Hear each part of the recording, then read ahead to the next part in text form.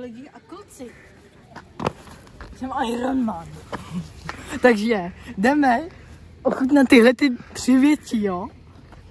Je to z nového obchodu potraviny Smak. Ano. Tyhle ty potraviny, to něco jako, že z Ukrajiny. Jsou tam ukrajinské věci. A jsou hrozně dobrý. Ale tohle to ještě nevíme, protože tohle to jsme ještě neměli. A BTV na tohle nemůžou koukat moc ty Down syndromy. Takže prosím vás, nedělejte si ze mě prdel, ale někdo má na tohle prostě problém.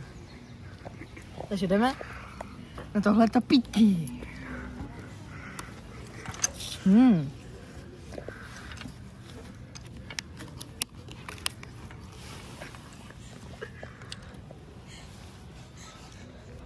Kráso, jako Sprite. Ukaž. Kameraman dá hodnocení. Jo. Kolik bys tomu dal? 8,5 Nice. z 10. A vy, pane kameramana? 9. Nice.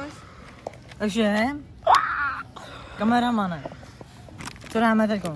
Zmrzku? Tak si dáme kámenůžky, jestli vyhraju já, tak modrý, jestli vyhraješ ty, tak tohle. Tak jo, kámenůžky, papír, teď. Takže tohle z toho. Takže zmrzka. Co jsou zmrzky? Ty dáni ne. Tak to ochutnej. Krásu. To nevím, jak se skládá. Normálně, vole. Do prčic. To. Kameraman zachraňuje.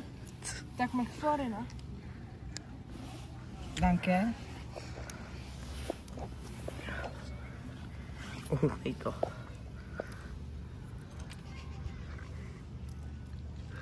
Bubblegum něco. Jako. Ukaž. Je hrozně bubblegum. Kamu jo. A teď ukážeme, jaký jsou... To jsou kuličky. No. Já s těm kuličkám říkám. M&Mky. Ukaž. S kuličkou mi naber. A kuličku, a ještě tu zmrzlinu s kuličkou. Plus.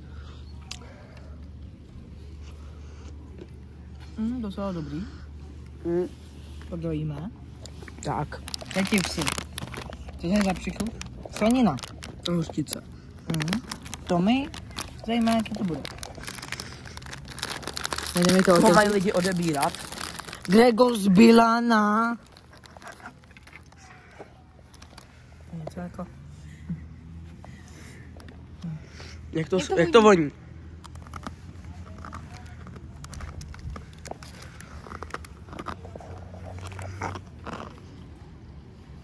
Jak to chutná?